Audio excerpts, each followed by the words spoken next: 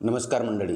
महाराष्ट्राच्या राजकारणात सध्या एका विधानाने मोठी खळबळ उडवून दिलेली आहे. वंचित बहुजन आघाडीचे प्रमुख प्रकाश आंबेडकर यांनी स्वातंत्र्यवीर सावरकर यांच्याबद्दल एक अत्यंत परखड आणि वादग्रस्त विधान केलेलं आहे.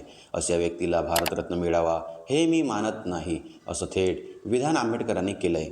नेमकं काय आहे हे प्रकरण? प्रकाश आंबेडकरांनी सावरकरांना विरोध का केला, जाणून घेऊया या आजच्या विशेष व्हिडिओमध्ये. नमस्कार मंडळी, मी गंगाधर तित्रीमारे, तुम्ही पाहताय नमस्कार मंडळी. गेल्या अनेक वर्षांपासून भाजप आणि हिंदुत्ववादी संघटनांकडून सावरकरांना भारतरत्न देण्याची मागणी होत आहे. याच पार्श्वभूमीवर बोलताना प्रकाश आंबेडकर यांनी आपला विरोध स्पष्ट केलेला आहे. ते म्हणाले की सावरकरांचे दोन कालखंड आहेत. एक म्हणजे देश स्वातंत्र्य असतानाचा त्यांचा क्रांतिकारी काळ आणि दुसरा म्हणजे त्यानंतरचा काळ. आंबेडकरांच्या मते सावरकरांच्या विचारांनी समाजात फूट पडली होती, त्यामुळे त्यांना देशाचा सर्वोच्च नागरी सन्मान देणं हे योग्य नाही.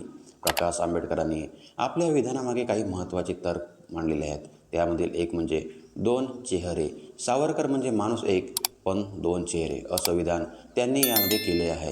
स्वातंत्र्यपूर्व काळ सावरकर जोपर्यंत अंदमानात होते तोपर्यंत ते क्रांतिकारी होते, याबद्दल दुमत नाही. पण हिंदू महासभा कालखंड मात्र अंदमानातून सुटल्यानंतरचा काळ, त्यांचा काळ आणि हिंदू महासभेतील त्यांची भूमिका ही संविधानाच्या चौकटीत बसणारी नव्हती. आता असा दावा आंबेडकरांनी केलेला आहे.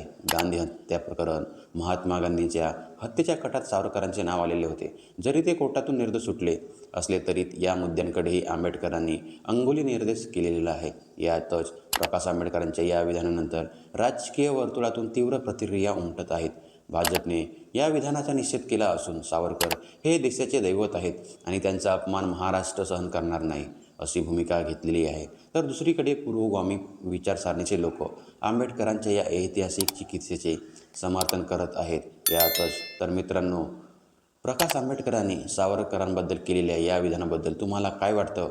सावरकरांना भारतरत्न मिळायला हवा की नको? तुमचे विचार आम्हाला कमेंट्स बॉक्समध्ये नक्की कळवा. व्हिडिओ आवडला असेल तर लाईक करा आणि चॅनलला सबस्क्राईब करायला विसरू नका. तोपर्यंत पाहत राहा नमस्कार मंडळी. धन्यवाद.